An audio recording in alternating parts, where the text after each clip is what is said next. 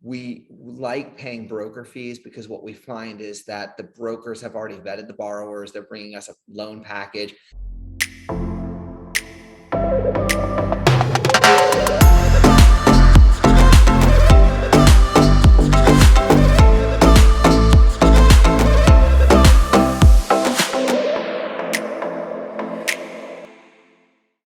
Hi, and welcome to the Ask a Private Lender podcast. As always, I'm your host, Lawrence from Mortgage Automator, joined by Joseph Fuchs.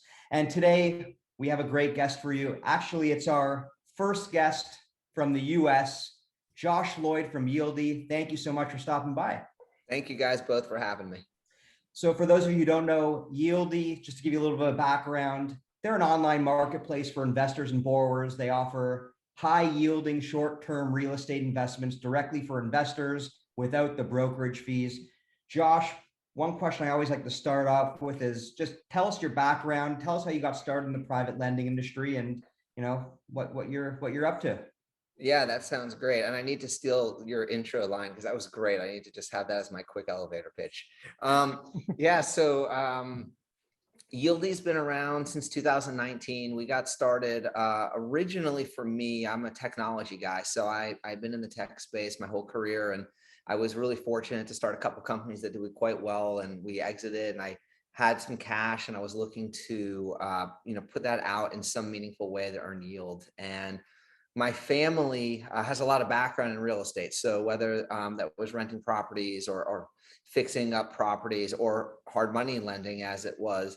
I got a chance to spend some time with my dad and my grandfather prior to him passing away. And back in probably 2016, and had a long conversation with him. And I was like, look, I need to start doing some loans. And so they were both super helpful to me early on and taught me a lot about how to properly underwrite properties. And for me personally, I was doing a lot of residential properties just because they're a little bit easier to understand. And I was specifically doing them in areas that I understood, which for me meant South Florida mostly, and a little bit of Atlanta because that's where I live now.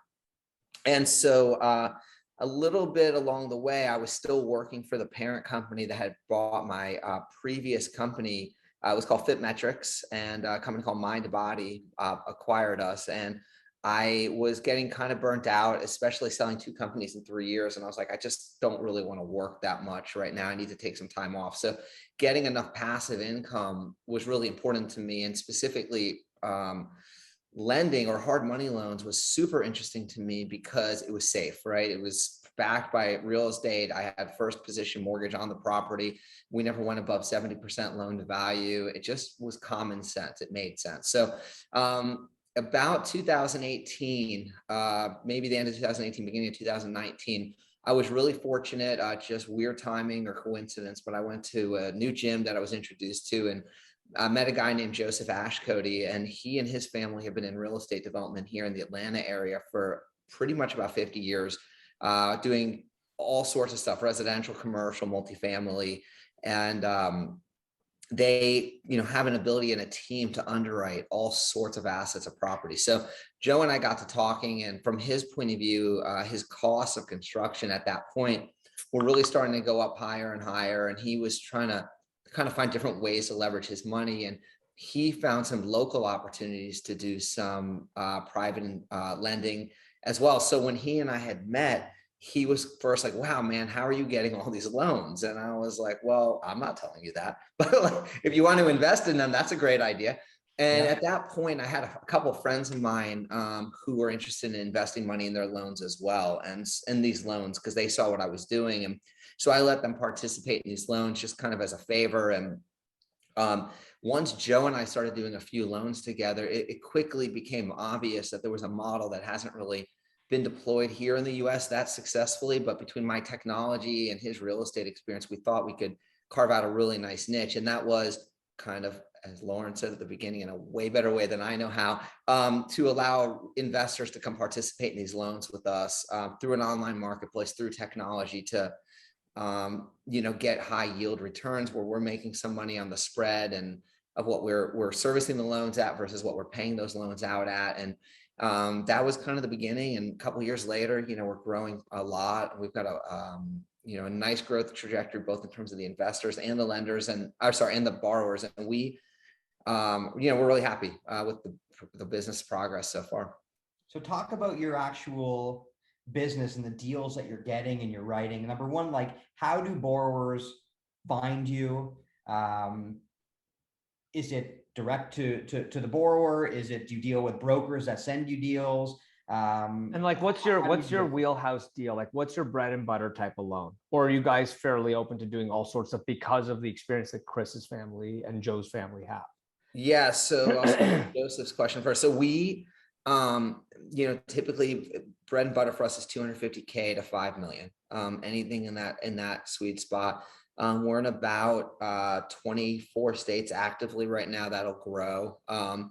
If it's got good loan to value, it's got a good borrower and a good story, whether it's commercial or residential, we can get it closed pretty quickly. We've got enough funds between ourselves and our investor pool that we have within our marketplace to really get those loans closed. And that's the biggest thing. The borrowers that we work with are looking for speed, right? It's not always because they have bad credit. It's actually most often not that they don't have bad credit. It's just that they have a reason they got to close fast.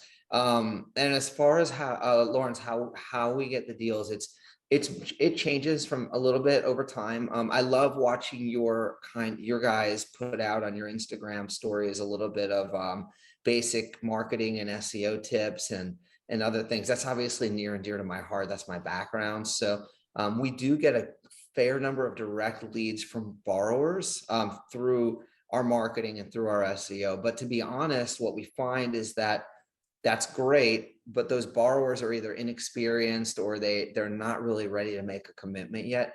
We like paying broker fees because what we find is that the brokers have already vetted the borrowers. They're bringing us a loan package.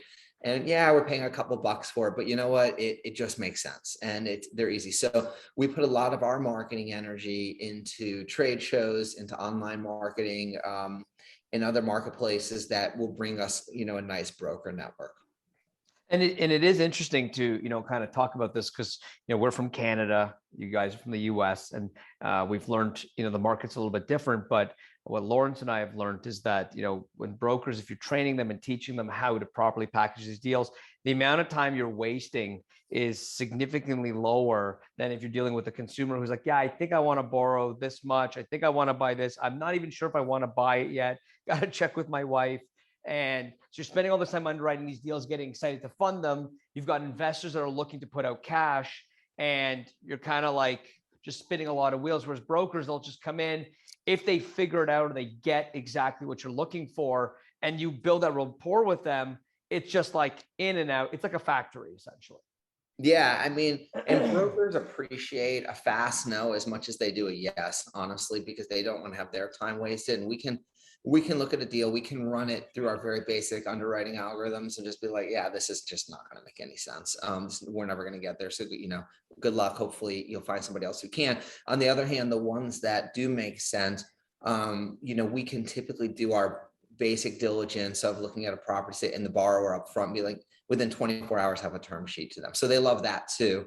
And then we'll get into our operational processes, but that also we continue to streamline on a daily basis to get these things closed within a week if we can. Can you expand on online marketplace?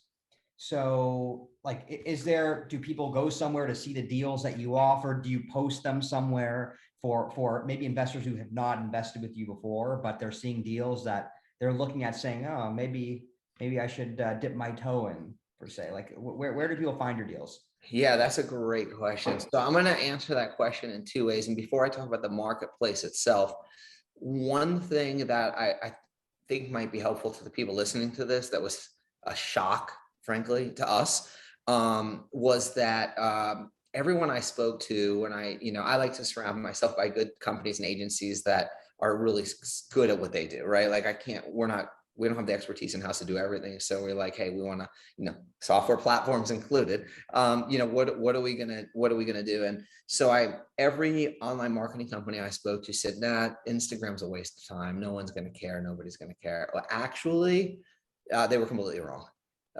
So what I'm finding is that on our Yieldi Instagram page, if you properly have a good social marketing company or can do it yourselves that puts these offerings out there that you talk about your knowledge of the space, you talk about why this just makes sense. And it really does just make sense to these kinds of loans. If you're looking for something with good yield and a good high interest rate, it makes a lot of sense.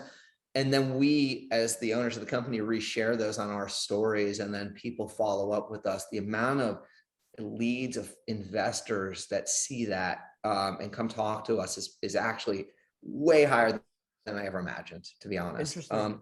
Yeah.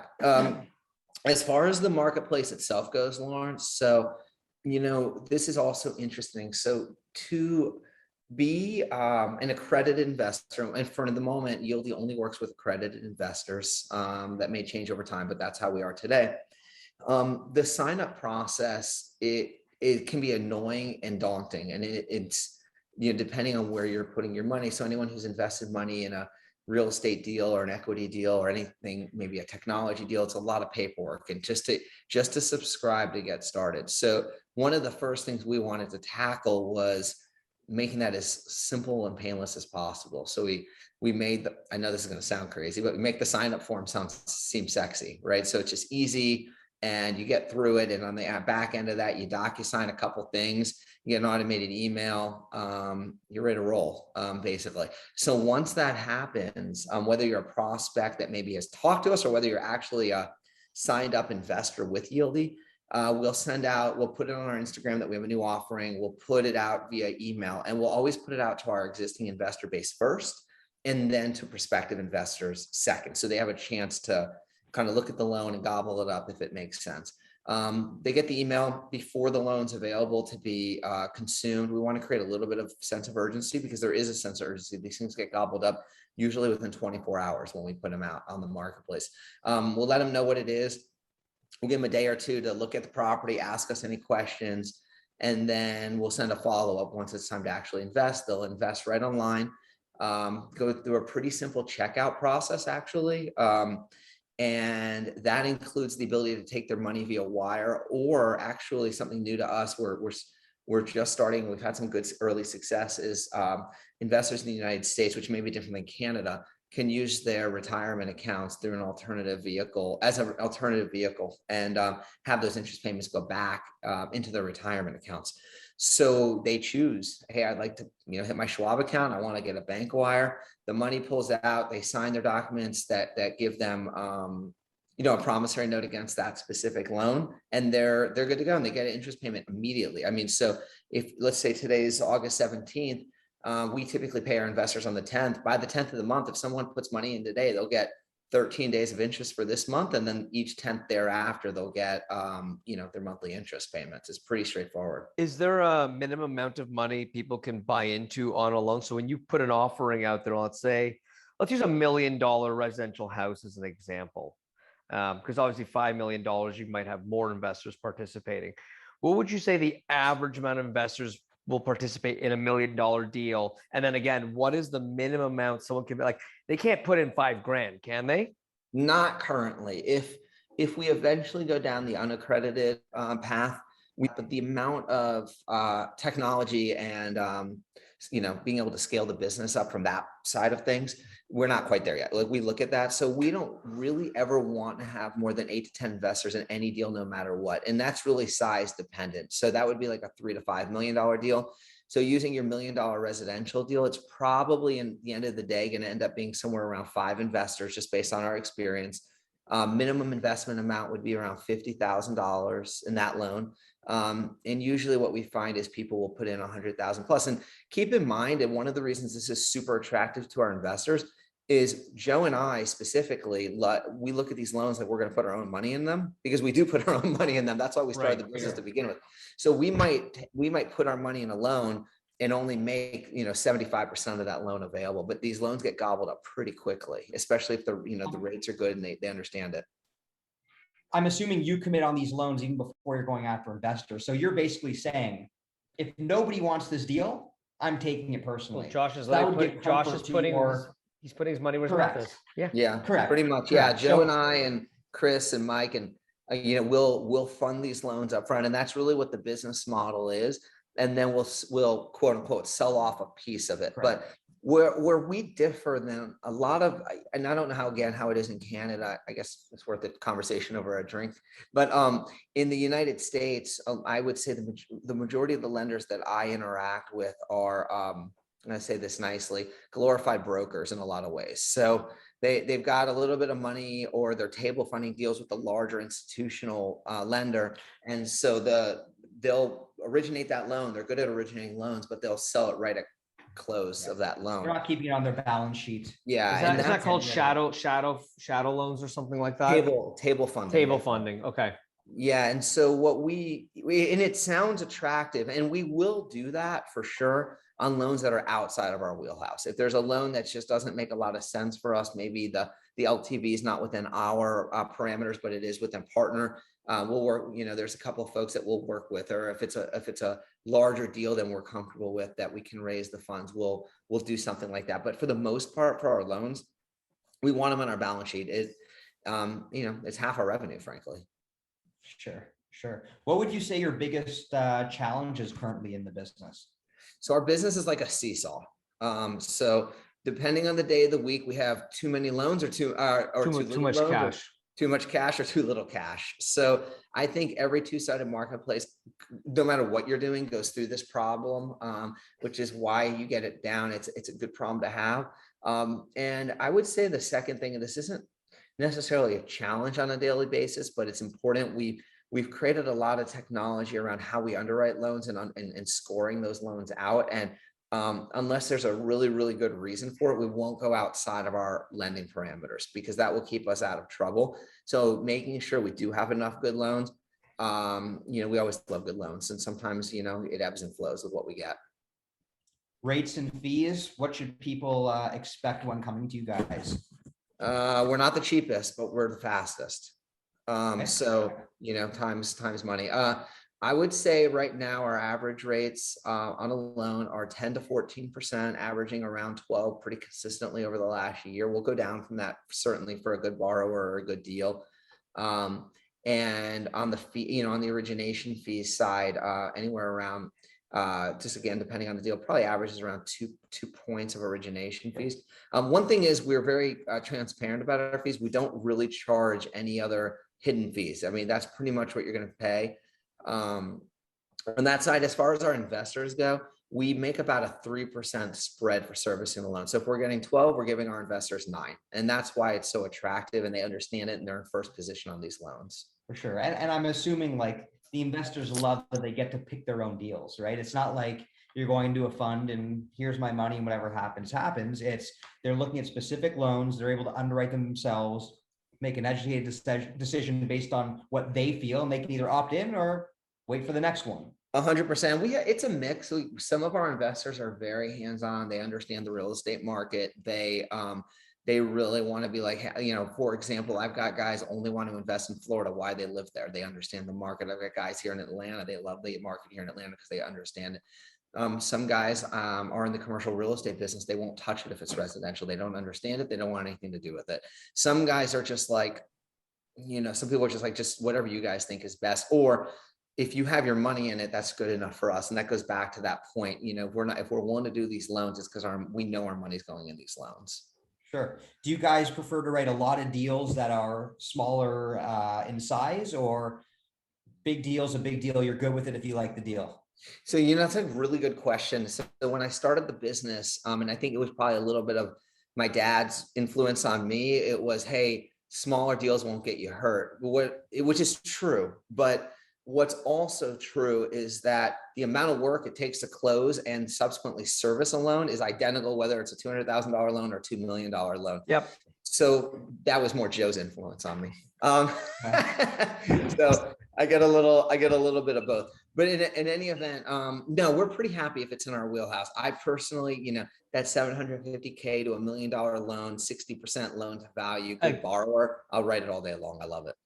How big is the portfolio? I guess the question is, how much have you guys been growing year over year, even though I know you guys started in 19?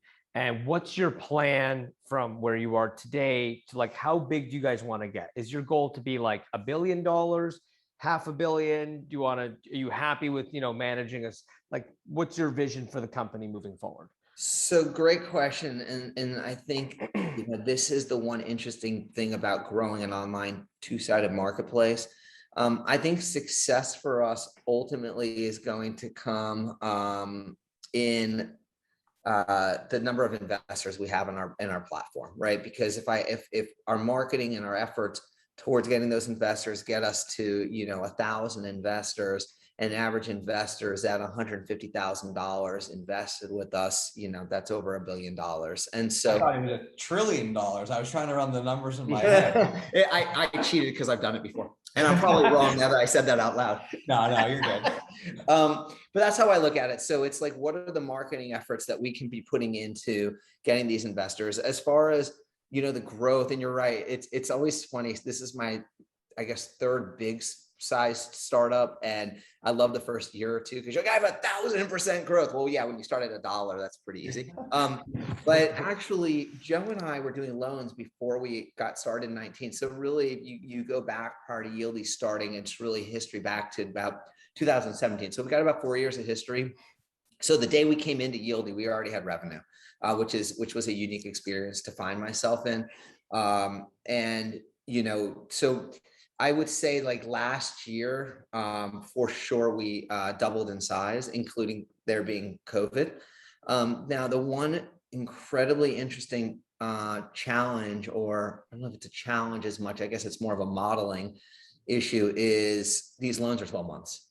So theoretically, if 100% of my loans pay off over the course of 12 months, I got to re-get that business and then re-get double that business to double in size. That is not the easiest thing to do. So we've modeled that 50% of our loans will pay off, 50% of our loans are going to sign extensions and renew, and then we'll continue to double in size by bringing on new loans. And so Lawrence, going back to the size question, when you increase your average loan size, which was around 275 2 years ago, to more like $600,000 now, that makes that a little bit easier, but that won't last forever. So it's just continued growth, basically. Sure. Do you find And I would say $500 million to $1 billion, Joe, Is where you want to be. Yeah. and you're 50-50 in terms of paying out and extending? Are you finding that's where you're at currently? Are you finding that, half of the people extend and half pay out? Yeah, exactly. And we're pretty, at the end of the day, we understand there's a reason somebody came to us, not to a traditional bank. There's 10 reasons, but we absolutely understand that, like, the end of a loan, what we find, and I'm sure a lot of other lenders find too, is 2 weeks before the loan is due, the borrower wakes up and goes, oh wait, my loan's about to mature. What am I supposed to do? So we try to, even though you send them, notice, I'm sure you guys went through that. You send them notices, you do all the things you're supposed to do. But we try to work with them, try to figure it out. If they're a good borrower, they've never missed a payment. We look at the property, we still like it. Their taxes are current, their HOA is good. If it's a residential property, we're like, yeah, we would do this loan again today. No problem. We'll re-up that loan, do an extension. So yeah, so far it's about half and half. You've exited a couple of businesses yourself. It's what kind of got you started in the lending business. You're dealing with a lot of investors currently. I'm assuming some of these people are wealthy people who have a lot of money to invest. What is some of the best money related advice that either you personally can give or that you've heard over time dealing with people with money? Oh God, I think that everyone's a little different. For us, I think the number one thing that helps us is the fact that we have our own money in it. So it's not like we're inexperienced and just like, hey, throw some money over the table and we'll promise you some outlandish returns. But I think in general, having two technology startups, and you guys obviously know this better than anybody, but other folks that don't, like, the technology companies eat quick. I mean, our burn rate at my last couple companies was a lot. And so, keeping confidence with your investors to continue to give money is incredibly important. And so at the end of the day, for me, it was always, and it has always been, transparency. Here's what's going on. Here's what you can expect. Here's what we're doing. Always want to pick up the phone, talk about it. If it's a good thing or a bad thing, either way, like, we'll have a conversation and always be transparent, because that trust, once it's eroded, it's gone. I think that once they invest in a few deals and they see the money coming back, for the first, they're nervous, right? Because it's always easy to be in the driver's seat, putting your own money into your own deals that you've vetted because you're in complete control. But when you're in the passenger seat and you're depending on that person or that company to manage that money for you. It's always nice to get it back. And I think once you do get it back, you're quite eager to redeploy it very quickly after that. Just because now you know the people you've done business with have proven that not only they can make you that money, but they can actually return it in a safe, semi-headache free way. Now you've built that trust. 100%. Actually, I have two thoughts on what you just said. I could not agree more. And it goes both ways. If you put a little bit of money in and you start seeing that return, then and you see the reports that are automatically generated. Thank you, Mortgage Automator. And you see some of these things, you're like, hey, wait, that was easy. This is my favorite investment. We get that quote a lot from people because they're like, God, this is just easy. And they look forward to our emails. I'm like, yeah, I want to give you more money. But I have a funny story. One of our investors actually had been with us. He's in like, pretty good sized loans. He's a friend of family, so it was somebody that had pre-built trust anyway. But nonetheless, he actually, a loan paid off and he was like, hey, that's great. I need that money for something. Can you wire it back? And we're like, yeah, whatever, no problem. Sent the money back. He kept the money for 5 minutes. He goes, no, I was just kidding. I just wanted to make sure that process would work. And he sent us the money back to put in the next loan. So that was actually pretty funny. But we also, this is where technology comes in, right? You take the idea of transparency and communication and where is my money, being able to see individual loans that's in, seeing the history of all that. And that's a big part of what we focus on every day. Industry is small. Obviously, you probably know your competitors, you know who's doing loans in your area. What separates you from the group? What makes you guys different? The market, first of all, is humongous. So the industry is small. That is absolutely true. But the size of the market itself is large. So that's one obvious thing. Two is broker relationships. We have had so many conversations with brokers that have been burnt by a lender lying to them or not being able to get to the closing table. We've been in situations where brokers have not had a direct lender relationship. So they went to another broker who had another broker. So we end up at the closing table with 3 and 4 brokers. And then we introduce ourselves to all of them to say, that's cool. And the next time, just go to us directly. And they're like, man, this was such a smooth loan. So a lot of that is also comes back to a little bit of what we do with Mortgage Automator is we take advantage of the platform to automate every possible communication we can so that the borrower, the broker, everybody's in touch. So it's really almost like what Joseph was saying on the investor side. Hey, I've done a deal with these guys. Like, I get it. It's the same thing on the broker and the borrower side. So once a broker is like, man, these guys closed this loan, they did in 7 days. They did everything they said they would do. They'd answer the phone and I'm just going to do that. And then they start telling their other friends and it just kind of creates that snowball effect for sure. Yeah. And I will say also, as a lender, looking at a loan, we'll look at a loan and go, man, we had a $9 million loan as a, for instance, and it was a no brainer, but it's just outside of our wheelhouse at the moment to close a $9 million loan. We had all the diligence, we had everything, and the amount of time that the institutional guys that are in the hard money space, they're not like, going to like a regular bank. Like they want these loans, they want originators. They go to the trade shows begging for originators, and then they come to us and I'm like, cool, I've got this loan. Well, I don't know. I got to get back to you. 3 months. I'm like, my guys, that's not going to happen. And that's also a big separation for us. We tell you we'll do a deal. We'll tell you we won't do a deal, but we'll tell you fast. Right. So it's safe to say you're usually people's first call because they're not going to waste time going to you. It's either it's going to be a yes or it's going to be a no and they can move on. Yeah. We try our best. Yeah. You've been doing loans for several years now. Is there one that sticks out in the top of your head, your most memorable deal that you've done to date? Well, I know you and I talked about some that you can share with the no, I think I would say memorable in a good way. I had a guy, Joe and I had a guy in Augusta, Georgia here, pretty close to Atlanta, about an hour and a half outside of Atlanta, the Masters tournament. Everyone knows Augusta, I guess. Sure. And he was in a pinch. He owned a property in downtown Augusta. It was on the corner on Broad Street in a great area.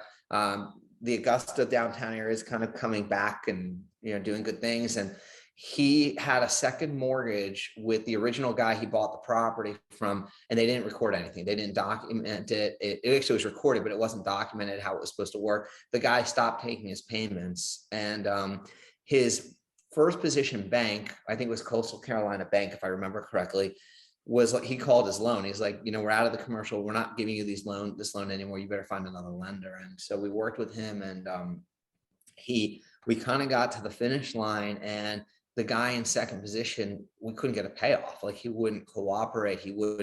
He's just like, I'm going to take this property back. And so we actually called the guy in second position. We called his attorney.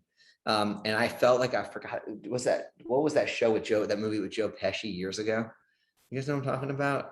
Which one's I'm that? asking the Canadian guys, this is terrible, but where he goes into the small town, and I think Marissa Tomei was in that movie as well. Great movie. He was like a New York lawyer in the Yeah, you're talking about My Cousin Vinny. My Cousin Vinny. Yeah. I swear I was They play those movies in Canada too, though, by the way. Just want to throw that out. Oh, okay, got you. It only did come out like 2 months ago here, but yeah, we do eventually get there. It's fine though, because actually it's still relevant to Canada, so For sure. it's fine. Yeah. Anyway, I get on the phone with this guy, and I'm telling you, like, the Southern accent of Southern accents, right? This guy. And, but I said, look, you kind of got one shot at this. We're willing to take your guy out. We're willing to take the bank out. We like the property. The borrower's a good guy. They just got into a disagreement. They couldn't figure this out. I said, just give me a number. I said, if you give me a number, I'll think I can make it happen. And they settled on a number, and I called my borrower, and we made it happen. We got the second guy paid off, and everyone was really happy. And I think it speaks to why I like that story. It's an older story now for us, but we're like that. That's just kind of how we are. If it makes sense and the deal makes sense and we like the borrower, we'll help you out as much as possible. We just ask you to make your payments. Not afraid to get your hands dirty and do the work. No, it's just, we're not. So I like that story. I think that's a good one. Very good. Very good. Joseph, you got any questions here, or is it all me today? I'm pretty sure I asked Josh a ton of questions. I'm only joking. No, Josh. No. So, listen, we definitely appreciate you coming on. For people listening, just to go over everything, they're not just in Georgia. They're not just in Florida. You're in how many states were you saying? 24. Yeah, 24 currently. 24 states. Happy to take deals. And where do people send deals to you? How do they get in contact with you? They can go to our website, or they can email us at info@yieldi.com, yieldi.com, and they'll get to deal with our head of origination, which is Joe's brother, Chris, and he's a pleasure to deal with always. He is. I concur. No, listen, you guys are great guys, and I would encourage people who have not dealt with you to just give you a shot. Send them one doable deal, see what the process is like. I have a suspicion you're going to like dealing with them. So don't be shy. Go to their website, flip over a deal, let them look at it, let them fund your loans, see how everything goes. But And make your payments on time, please. Make your payments on time. That's all that matters. We even have interest reserve to help out, and our software helps us with that too. Do you do a lot of interest reserves on your loans? Like, is that, if people request that, that's okay? You don't mind? It's actually the other way around. When COVID happened, we were just dabbling our toes in that idea of interest reserves on these loans before COVID started. And then people got into we sat on a lot of the webinars around dealing with forbearance agreements and around how to deal with interest reserves. And we were kind of looked at what the industry standards were. We felt like we were a little ahead of the curve in some ways on that. We were really happy to learn that. Honestly, we won't do a loan without 3 months of interest reserves under any circumstance at this point. And Interesting. that, and we'll put it there as holding it to, till the back of the loan if needed. In Mortgage Automator, I think it says it make the last 3 payments out of interest reserves, but regardless, we'll hold that but sometimes they do request the interest reserves to come out. If the project if the property is income producing right off the bat, that's probably what will net out is that 3 months. If they've got to do a little bit of work, because we'll do construction, fix and flip, all that stuff. If they got to do a little bit of work to get to revenue, we'll give them 6 months, and then sometimes we'll give them 12 months interest reserves. It just really it really depends. And we're willing to, while we want to be at 70% loan to value on these properties, for the most part, varying on the property type, we're willing to go up just a little bit depending on the situation to try to help them out and cover some of those reserves. We don't want them to default. We want to help them and, ourselves. And you guys go to the trade shows too, right? People can find you there if they want to meet you in person. Yeah, I was told pretty much to find us, just look like for the guys from Georgia that look like they're from not Georgia. So yeah, we go to the trade shows, and we'll be at the I think in Las Vegas, Austin, San Diego, Vegas again. We're about to run a gauntlet here. I don't even remember where some of them are, but We'll be with you all the way through that. we're ready. Love it. We'll call it the Mortgage Combine. Right, the Mortgage Combine. I'm gonna look 10 years older by the time it's done, but it's cool. Josh, you've said it all. Very good. Again, Yieldi, flip them a deal, see what the process is like. Dude, we really appreciate you stopping by. Thank you so much for coming by. And Thank you guys for having me. I appreciate it. I'd like to thank our listeners for tuning in. Follow Mortgage Automator on Facebook, LinkedIn, and Instagram. And we're Automator Group on Twitter. Go to askaprivatelender.com to check out all the latest podcast episodes.